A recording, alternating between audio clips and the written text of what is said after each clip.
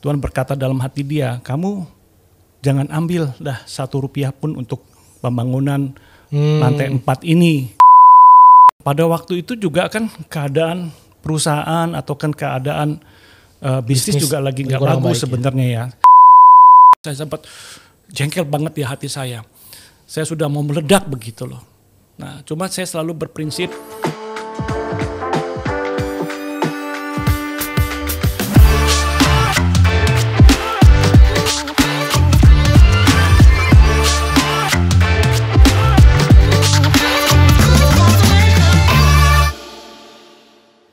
Hai semuanya, kembali lagi di program kita Today's Message Podcast. Bersama dengan saya Hosea Claudio dan kita akan ngobrol dengan narasumber yang ada di studio kita pada kesempatan kali ini. Dan kita akan dengar bagaimana Tuhan bekerja melalui kehidupannya. Langsung aja sudah ada Pak Husein Rosadi. Hai Pak Husein. Hai. Shalom. Shalom Pak Hosea, apa kabar? Luar biasa Pak. Gimana Pak Husein? Ini kayaknya udah kali yang kedua nih ya. Mungkin buat Anda yang belum menyaksikan, Anda bisa lihat di YouTube channel Today's Message ini, yaitu ada kesaksian part yang pertama, yaitu bagaimana kesaksian Tuhan bekerja dalam kehidupan Pak Husein. Nah, ini kita masuk ke part kedua nih Pak. Wah.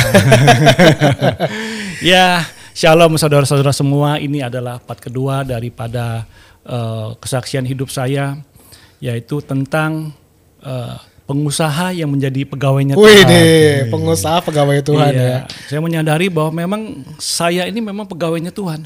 Karena Tuhan yang mempunyai seluruh hidup saya, seluruh usaha saya, seluruh keluarga saya, bahkan seluruh napas saya pun miliknya Tuhan. Betul, kan tidak ada yang lain kan. Nah, harus disadari juga sebagai pengusaha juga di dalam Tuhan, kita juga harus menyadari bahwa di luar Tuhan kita tidak dapat melakukan apa-apa. Jadi benarlah apa yang dikatakan oleh firman Tuhan dalam Yohanes 15 ayat 15, di luar aku kamu tidak dapat. Yes, di luar aku kamu tidak dapat melakukan apa-apa. Di luar Tuhan Yesus kita tidak dapat melakukan apa-apa. Begitu ya. Jadi kita kali ini Pak mau ngobrolin satu mujizat ya, yang saya juga sudah dengar nih cerita tentang apa yang Tuhan kerjakan khususnya juga dalam bisnisnya Pak Husein nih. Nah, mungkin boleh ceritain nggak sih Pak, ini kira-kira itu diawali dengan apa? Terus bagaimana kronologinya sampai Pak Husein tuh mengalami terobosan dalam kehidupan bisnisnya ke Pak Husein? Baiklah, jadi ini diawali pada waktu saya dipercaya untuk membangun atau merenovasi lantai 4 ya dari gereja kita GKS. Gereja Kemuliaan Sion. Gereja Kemuliaan Sion GKS di lantai 4. Jadi waktu itu saya dipercaya sama pastor untuk melakukan pembangunan di lantai 4 sebagai kontraktornya. Waktu itu saya ditunjuk sebagai kontraktornya. Pada waktu itu kami pikir ya sudahlah, kami ambil saja kerjaan itu dan kami sudah mau mulai menghitung kira-kira berapa budget yang diperlukan begitu. Ya sudah, akhirnya kami mau mulai bekerja gitu. Jadi kami berpikir udahlah kalau enggak kita ngambil daripada pusing menghitungnya, kita hitung sistem cost and fee aja. Ya karena kan kami selaku kontraktor tentu saja kami hidup dari dari pekerjaan kami ya. Nah, tapi pada waktu kami mau mulai pekerjaan itu, jadi kami berdoa, istri saya juga berdoa. Istri saya mendapat suatu kesan di dalam hatinya. Tuhan berkata dalam hati dia, kamu jangan ambil dah 1 rupiah pun untuk pembangunan lantai 4 ini. Buat renovasi gereja ini. Biarin aja, dia bilang, kamu selesaikan rumahku, nanti aku akan memberes rumah kamu juga gitu. Nah, kami bersyukur bahwa pada akhirnya kami dapat melakukan pembangunan dan ataupun renovasi lantai 4 itu dengan baik ya. Tentu saja dengan segala macam teknis kesulitannya akhirnya berhasil juga kami wujudkan untuk pembangunan lantai 4 itu. Nah, setelah itu, setelah kami selesai dengan lantai 4 itu, pada waktu itu juga kan keadaan perusahaan atau kan keadaan bisnis juga lagi nggak bagus sebenarnya ya.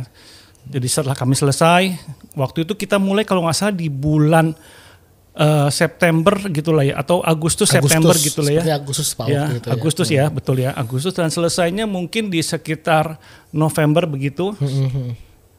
November awal kalau nggak salah, waktu itu sebelum Natal, jauh sebelum Natal kita harus selesaikan. Nah pada waktu juga bisnis nggak terlalu bagus-bagus juga ya, jadi artinya banyak usaha-usaha yang sedang bermasalah ya, artinya terutama bisnis-bisnis seperti bisnis F&B ya, food and beverage itu banyak masalah. Artinya banyak terutama food F&B yang berasal dari luar, yang dikaitkan dengan isu Palestina ataupun seperti itu. Jadi sehingga bisnis-bisnis yang biasa saya kerjakan juga mengalami penurunan yang cukup signifikan lah. Jadi artinya F&B ini yang menjadi rekan atau klien bisnis Bapak selama ini gitu ya, sebagai kontraktor ya. Betul, sebagai kontraktor kami juga akhirnya teman-teman yang bekerja di bidang F&B itu juga mengalami penurunan, omsetnya mengalami penurunan, dan ada juga suatu brand coffee yang terkenal juga mengalami penurunan. Jadi pada waktu mengalami penurunan itu GM daripada brand coffee yang terkenal ini kami ngobrol begitu ya. Dia berkata, Pak Hussein, ini saya cuma mau kasih tahu bahwa kita bisnisnya sedang nggak bagus. Artinya nanti ke depannya ya Pak Hussein cari kerja dulu tempat-tempat lain deh. Gitu. Ya waktu itu kami khawatir juga ya. Waduh, ini kalau sampai mengalami penurunan, bagaimana dengan nasib karyawan kami, tukang-tukang kami? Ya tapi karena kami menyadari bahwa kami ini kan pegawainya Tuhan. Tanda kutip ya, pegawainya Tuhan, benar-benar pegawainya Tuhan. Kami harus kembalikan kepada bos kami lah. Kan kami kan nggak usah pusing dong, kan yang punya kan bisnisnya kan Tuhan sendiri, kenapa kita masih pusing gitu kan. Akhirnya udahlah, saya sama istri saya kita bergandengan tangan, kita berdoa, ya Tuhan kami berdoa supaya Tuhan boleh bukalah pintu-pintu pekerjaan yang baru di mana kami boleh terlibat di situ sehingga dapat memberi kontribusi kepada karyawan kami, tukang-tukang kami. Kan kami harus memikirkan nasib mereka juga. Kalau seperti kami kan ya sudah cukup lah apa yang Tuhan berkati dalam hidup kami sudah merasa cukup. Dan tapi tukang-tukang kami kan mereka juga punya keluarga, ya punya yang anak sekolah, kredit motor, mungkin mereka ada keperluan keluarga lainnya, mungkin support keluarga-keluarga besar mereka di kampung gitu ya. Di kampung lah, tukang-tukang dari kampung kan kasihan juga kalau mereka tidak ada penghasilan ya. Akhirnya sudah kami berdoa.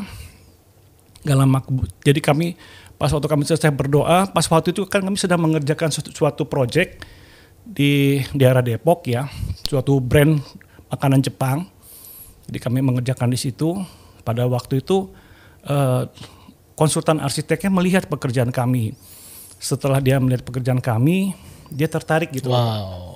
Dia tertarik, terus dia meminta company profile kami untuk diberikan kepada perusahaan arsitek. Saya pada awalnya merasa heran. Kok tumben nih ada perusahaan arsitek minta company profile ya. Biasanya yang minta company profile itu kan dari owner. Kali ini kok dari pihak konsultan meminta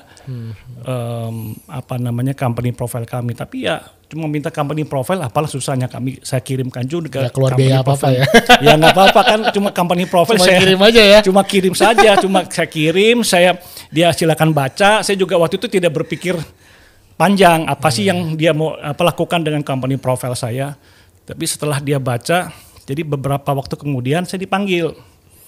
Pak, sama orang arsiteknya sama ini. Arsitek, konsultan arsitek yang biasa mengerjakan restoran Jepang. Nah, boleh sebentar Pak. Ini berarti kejadian setelah Bapak selesai yang renovasi gereja berarti? Betul, jadi setelah renovasi gereja, tapi jadi kan kami melakukan renovasi gereja itu karena kami motivasinya murni karena kami mengasihi Tuhan. Ya, kami renovasi gereja, kami pun tidak mengutip ₹1 pun karena kami benar-benar mengasihi Tuhan dan pekerjaannya. Dan mungkin juga situ Pak Hussein enggak, Tuhan karena saya udah nabur buat Tuhan, saya harus dapat lebih, nggak ada mikir gitu. Tidak. Jadi benar-benar murni aja gitu ya. Kita melakukan pekerjaan Tuhan tuh karena hatinya murni aja, karena kita mengasihi Tuhan bukan karena supaya kita diberkati Tuhan, itu jauh lah dari pemikiran kami seperti itu. Supaya yang penting kami mengasihi Tuhan, kami melakukan apa yang kami bisa. Walaupun kondisi waktu itu juga lagi mengalami penurunan secara bisnis. Secara bisnis juga kami sedang mengalami penurunan, tetapi ya sudah karena kami terpanggil untuk melakukan pekerjaan Tuhan, kami lakukan juga akhirnya. Jadi, nah, sorry Pak, satu lagi. Balik ke yang waktu awal Pak Husein diskusi sama istri dan istri bilang kayaknya Tuhan minta untuk kita ini nggak ngambil apapun gitu ya. Iya, betul. Benar-benar kita mau memberi gitu. Iya. Apa yang terlintas dalam pikiran Pak Husein? Langsung setuju atau memang dapatin juga atau gimana? Jadi saya berpikir ya saya juga sependapat gitu ya. Biar ini kan pekerjaan Tuhan ya kan. Biar saja. Lagi pula kan memang gereja kita membutuhkan gedung renovasi ini ataupun membutuhkan ruangan ini untuk dapat dikerjakan. Kita juga mengerti bahwa GKS juga yang secara keuangan juga bukanlah gereja yang cukup gitu ya. Artinya biar saja kita juga memberi. Kenapa sih kalau kita bisa memberi, kenapa menabur kita masih gitu mengambil ya? gitu? Iya, Kita betul. harusnya kita menabur gitu loh ya kan. Kita sudah diberkati banyak melalui firman Tuhan, melalui pelayanan di tempat gereja ini. Kenapa tidak saatnya kita bisa menabur? Kita menabur gitu loh. Jadi buat kami ya sebagai sebagai pengusaha, kami tidak pernah takut untuk menabur buat pekerjaan Tuhan. Ya kan. Karena kita percaya kalau kita menabur, kita juga akan menuai kok. Itu udah pasti ya. Sudah pasti kan hukum tabur dan tuai itu akan selalu ada dalam kehidupan kita. Apapun baik yang kita nabur yang baik ataupun yang jahat selalu ada dalam hidup kita. Nah, kita memilih untuk menabur yang baik, menabur benih iman untuk melakukan pekerjaan Tuhan di tempat ini gitu. Oke. Nah, lanjut tadi ke berikutnya setelah akhirnya Bapak menjalankan renovasi ini. Nah, waktu itu nggak langsung dapat tawaran ini kan ya, beberapa bulan kemudian berarti ya? Iya, jadi berapa bulan kemudian kami jadi dipanggil oleh si arsitek itu, ini. Terus dikenalkan, ya Pak, kami tertarik dengan kerjaan Bapak, maksudnya eksekusi detail pekerjaan Bapak cukup rapi dan kami merasa Bapak cocok lah untuk bekerja di tempat klien saya. Ya sudah, akhirnya saya dikenalkanlah dengan kliennya ya. Pas waktu dikenalkan sama kliennya, ya sudahlah kami berpikir, ya sudah setelah dikenalkan, ya nggak langsung deal bis ya jadi gitu, nggak langsung juga. Bahkan saya teringat waktu itu saya berangkat sama karyawan saya, dia bilang, Pak Husein, itu pas waktu Bapak doa kemarin itu, kira-kira Tuhan bicara apa dalam hati Bapak? Padahal ini karyawan bukan anak Tuhan ya? Bukan anak Tuhan dia. Jadi saya bilang, ya Tuhan berkata dalam hati saya bahwa Tuhan akan menutup pintu-pintu yang tidak perlu kita masuki. Jadi ada pintu-pintu pekerjaan, pintu-pintu usaha yang tidak perlu kita masuki, Tuhan tutup rapat. Tapi Tuhan akan buka pintu yang kita perlu kerjakan. Beberapa pintu ya, ataupun kita nggak tahu berapa jumlah pintu yang Tuhan buka buat kita, ya akhirnya pasti Tuhan akan buka untuk kita pada waktu itu. Pada waktu itu belum ada deal dengan pemilik restoran Jepang ini. Nah, tapi beberapa lama kemudian kami dipanggil untuk mengerjakan proyek-proyeknya sampai dengan hari ini gitu loh. Dan ini juga perusahaan, maksudnya ini restoran yang cukup terkenal kan ya, yang cukup besar ya. Restoran yang cukup terkenal dan dengan banyak customernya juga ya. Dan banyak diminati oleh masyarakat Jakarta, masyarakat tempat-tempat lain juga suka dengan restoran Jepang ini nih. Ya. Dan restoran yang dipersiapkan kepada Bapak ini, apakah di daerah yang memang istilahnya restoran besarnya atau yang kecil-kecil aja? Ya, jadi dipercayakan pertama kali mengerjakan restoran besarnya. Langsung. Dikasih dua restoran Jepang yang cukup besar ya, di daerah Jakarta Pusat dan juga di daerah Bekasi gitu. Kami diberi kepercayaan untuk mengerjakan restoran tersebut. Ya, kami merasa tertantang juga, termotivasi juga ya. Kami juga cukup kaget kok kami bisa dipercayakan langsung besar, ya, mengerjakan dua restoran besar. Padahal baru kenal. Ya, tapi saya percayalah di situ ada campur tangan Tuhan ya. Jadi kalau kita setia sama Tuhan, ya kita juga menyadari bahwa kita ini kan cuma karyawannya Tuhan, pegawainya Tuhan, biarin Tuhan yang bekerja dengan cara dia yang ajaib sehingga kita boleh mengalami terobosan-terobosan dalam dunia bisnis yang kita tekuni selama ini. Betul. Dan sampai sekarang itu masih berjalan. Sampai sekarang ini restoran masih, ini. Betul, sampai sekarang ini masih berjalan. Kami masih dipercayakan beberapa proyek ke depan. Bahkan ada klien-klien lama kami yang kami juga udah lama nggak hubungi gitu. Dia telepon saya, Pak Husein, bisa support nggak kerjaan kami nih? Kami mau buka di sini, Pak. ya udahlah kalau memang kita ada slot kita support gitu ya. Kalau kita nggak ada slot untuk bisa mengerjakan, kita tolak dengan halus atau kita minta di reschedule, kita akan tanya schedule kapan mau buka toko gitu. Jadi kita dari situ kita bisa mengatur strategi untuk penempatan tukang-tukang kita. Kita punya project manager gitu, seperti itu. Wow, berarti ini luar biasa sih.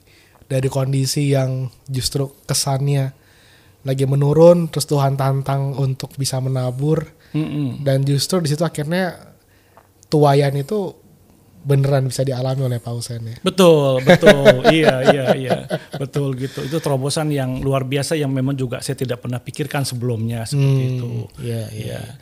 Nah mungkin berikutnya saya juga sempat dengar bahwa Pak Hussein ada terobosan selain dalam bisnis juga dalam keluarga ya Pak ya. Betul. Nah itu gimana tuh? Ya dalam keluarga, dalam hal hubungan saya dengan istri, artinya kita juga punya hubungan yang baik. Kami menikmati benar istilahnya anggur yang manis lah dalam pernikahan kami ya.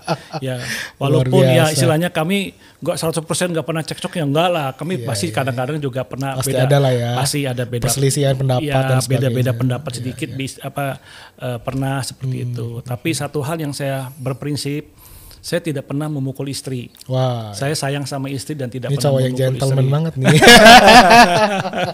Iya. Buat saya itu tidak patut lah seorang pria memukul wanita ya. Kalau teman saya bilang katanya banci gitu. Kalau mukul cewek. Iya. Oke, terus Pak? Iya. Jadi ya saya mengasihi istri saya, juga anak-anak saya, kita punya hubungan yang baik juga, terutama kepada anak saya yang laki-laki. Ya kan biasanya kalau bapak itu kan sama anak laki-lakinya kan kurang dekat. Iya, karena ciong gitu ya. Ya nggak tahu ciong atau bagaimana ya, kok bisa seperti itu. Tapi kalau saya sama anak saya enggak loh. Oh gitu ya. Wah luar biasa ini. Iya, dekat-dekat saja gitu loh. Ya waktu dia SD dia kan pernah sekali nggak naik kelas gitu. Waktu itu saya sempat jengkel gitu, sempat marah gitu ya. Kenapa nih anak ini kok bisa nggak naik kelas gitu. Saya sempat jengkel banget di hati saya. Saya sudah mau meledak begitu loh. Nah, cuma saya selalu berprinsip daripada apa yang kita ucapkan menjadi kutuk. Lebih baik saya masuk ke kamar, saya berdoa. Saya berdoa, Tuhan ini bagaimana nih, anak saya kok sekolahnya gagal ini, artinya dia nggak naik kelas seperti itu ya. Terus Tuhan taruh dalam hati saya, kamu punya anak lagi satu-satunya. Kamu buka hati kamu selebar-lebarnya. Kalau masalah kegagalan kamu juga kan sama, pernah gagal juga. Betul. Ya kan?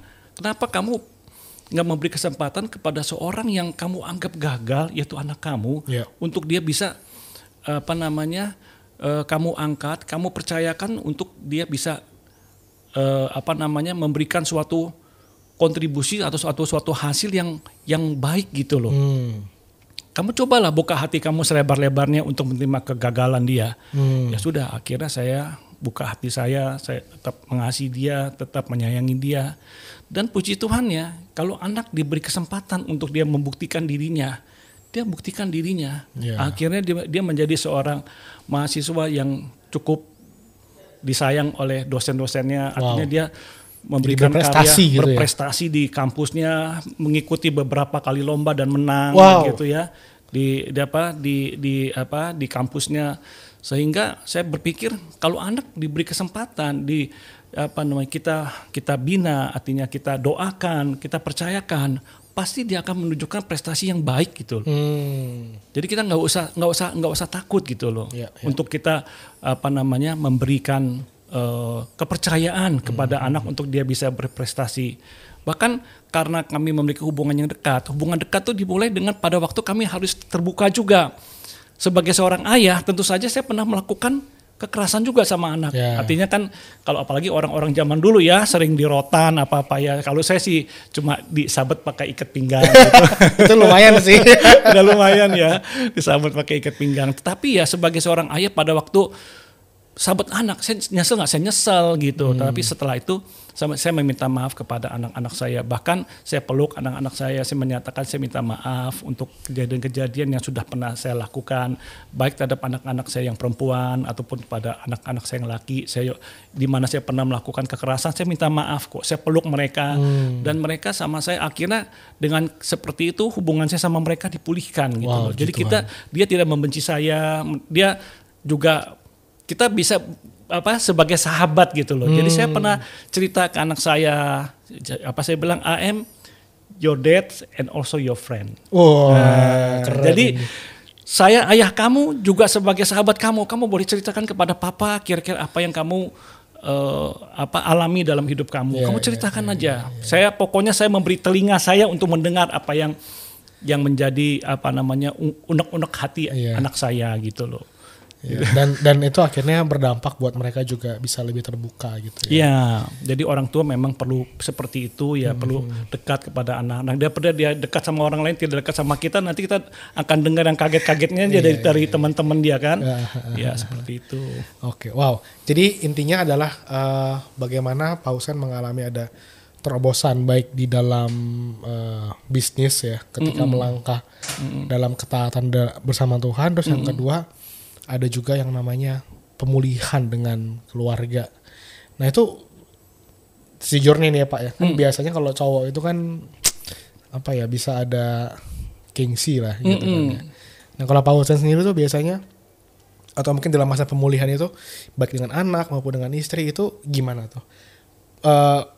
Bisa untuk minta maaf lah dan sebagainya itu apakah awalnya ada gejolak gitu, gejolak hati gitu, atau memang dengan dengan mudah rilis gitu, gimana? Saya kalau untuk meminta maaf baik kepada istri maupun kepada anak-anak saya tidak sungkan untuk melakukannya. Wow. Karena saya menyadari saya juga sudah nggak sadar sudah menyakiti hati mereka. Jadi ya saya harus dengan rendah hati meminta maaf untuk kesalahan-kesalahan saya begitu. Akhirnya dengan saya merendah hati melakukan seperti itu, ya mereka juga sama saya jadi terbuka gitu loh. Jadi dengan rendah hati seperti itu, mereka bisa menerima kehadiran saya, bisa menerima apa yang menjadi tujuan saya seperti itu. Oke. Nah nih Pak, di bagian yang terakhir, saya pengen tahu deh kalau dari Pak Husein sendiri sebagai seorang ayah gitu ya, sebagai seorang papa, apa yang Pak Husein udah mulai pikirkan dalam hal meninggalkan warisan buat anak-anak. Nah itu karena selama ini banyak orang-orang yang walaupun itu tidak salah menyiapkan warisan perusahaan, warisan rumah dan sebagainya, itu emang nggak salah, itu emang kalau jika bisa yang perlu gitu kan ya. Tapi kayaknya banyak hal lain juga yang saya perhatikan. Ketika mereka diwariskan justru tuh semuanya membuat mereka mengalami kehancuran. Betul. Gitu kan ya. Nah kalau Pak Husein sendiri tuh apa yang ada dalam hati dan pikiran Pak Husein dalam hal mewariskan gitu buat generasi berikutnya? Ya jadi saya pertama-tama saya akan mewarisi nilai-nilai ilahi. Jadi seperti apa tuh Pak? Contohnya untuk nilai-nilai ilahi adalah pengalaman hidup kita bersama Tuhan itu seperti apa. Diceritakan gitu. Kita ceritakan. Jadi anak itu menyaksikan dengan mata kepala sendiri apa yang Tuhan bekerjakan dalam hidup papanya, begitu ya. Jadi nilai ilahi kita tanamkan dalam hidup mereka. Ya kita berdoa bersama-sama dengan mereka, kita ke gereja bareng, kita sharing bareng seperti itu ya. Saya sering menceritakan sama anak-anak saya tentang kesaksian hidup saya seperti apa pada waktu bagaimana saya ditolong Tuhan. Jadi kan sedikit banyak mereka menyadari kalau papa saya ada sampai hari ini pasti ada tangan yang mengerjakan. Itu tangan Tuhan sendiri. Itu adalah warisan yang kita dapat tinggalkan. Jadi yang paling penting ya kalau buat saya itu adalah mewarisi iman kepada anak-anak saya. Ya kan dalam masa kesulitan gitu. Ya maksudnya dalam hal ya entah dalam penurunan bisnis dan sebagainya yang pernah Bapak alami.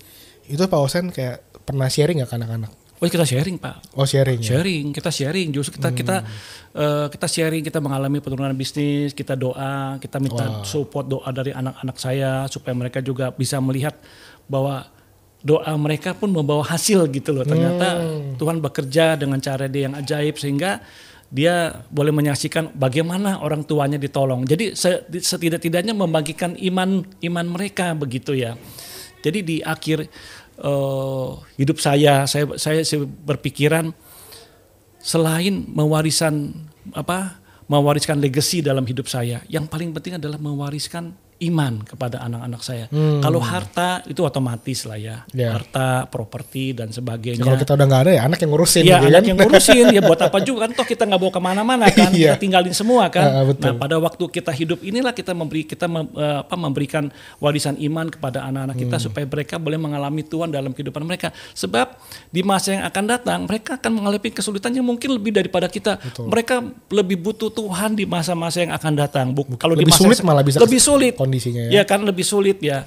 Kalau sekarang sudah sulit, di masa yang akan datang akan lebih sulit lagi. Mereka sangat membutuhkan Tuhan untuk hadir dalam hidup mereka di sana gitu.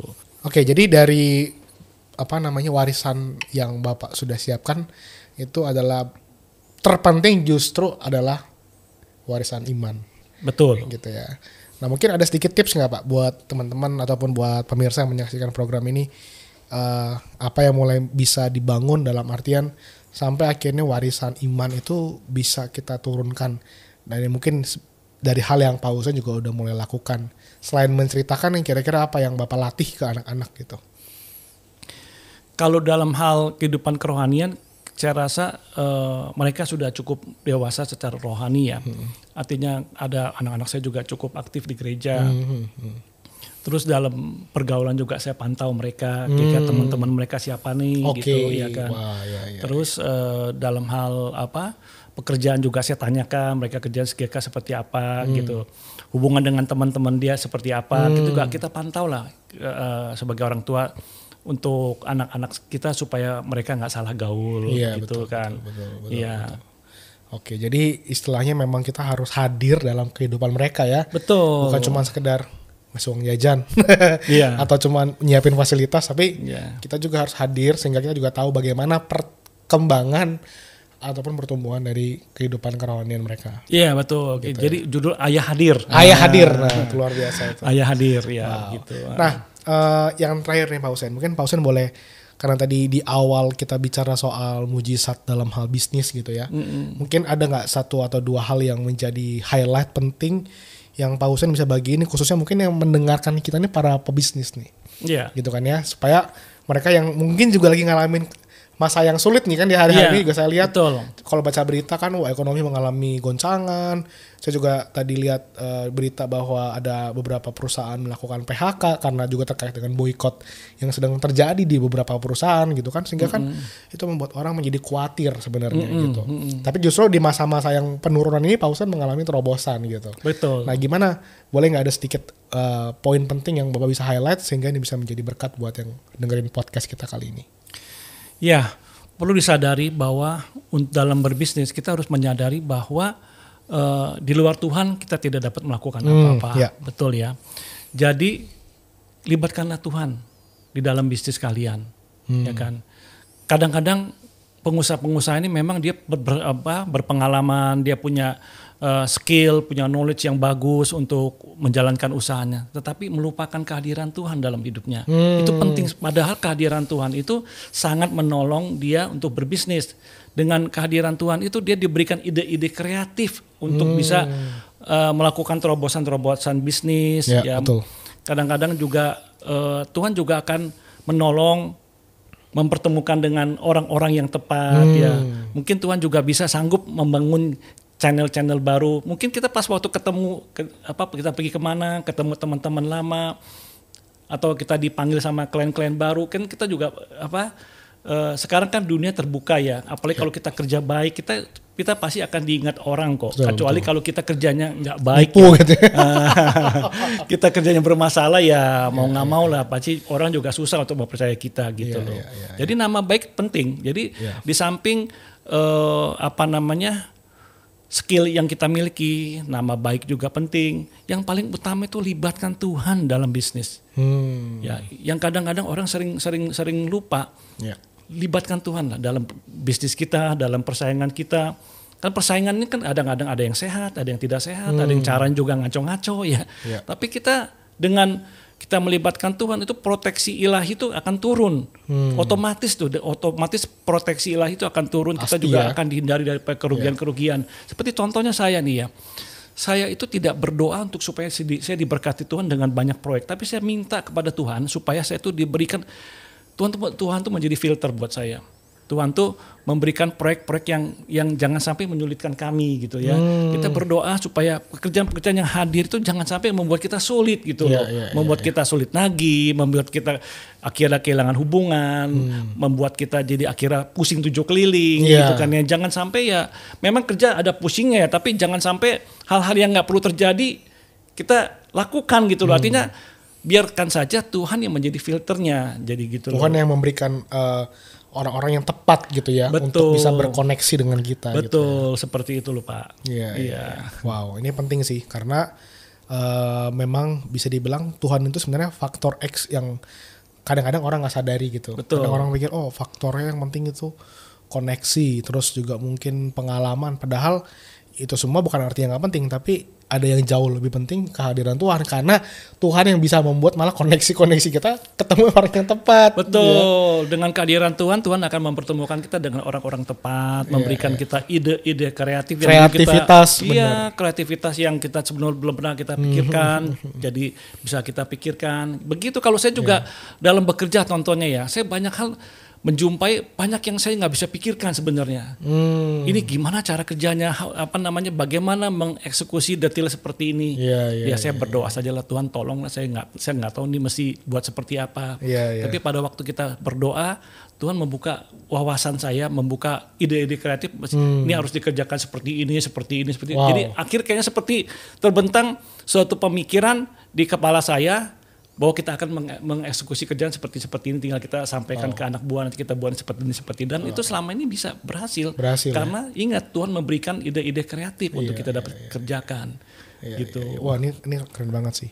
Jadi bukan berarti kita nggak perlu belajar, tapi yang penting justru kehadiran Tuhan yang memberikan kemampuan untuk kita bisa punya kreativitas, ide-ide gitu ya kan. Kadang orang ngejar ide itu kan dari dunia, tapi padahal kalau kita mencari Tuhan terlebih dahulu, seperti Matius 6 ayat 33 ya Pak. Betul.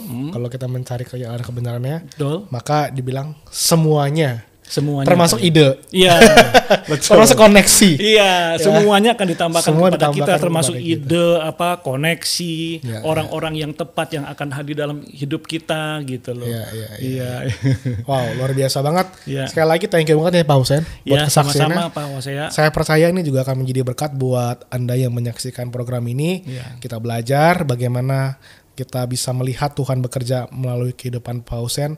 Salah satunya adalah ketika beliau bisa taat sama Tuhan walaupun kondisinya sepertinya ini harusnya gue lagi cari cuan, tapi Tuhan malah memberikan kesempatan atau menantang Pak Husein untuk bisa menabur. Tapi disitulah menjadi titik di mana Pak Husein bisa mengalami tuaian besar. Oke, jangan lupa untuk bisa subscribe dan klik like dari episode ini kalau Anda diberkati, dan share tentunya kepada rekan-rekan, kerabat Anda, sehingga semakin banyak orang bisa diberkati melalui program Today's Message Podcast. Saya Jose Claudio pamit undur diri, sampai jumpa di waktu yang akan datang. Tuhan Yesus memberkati.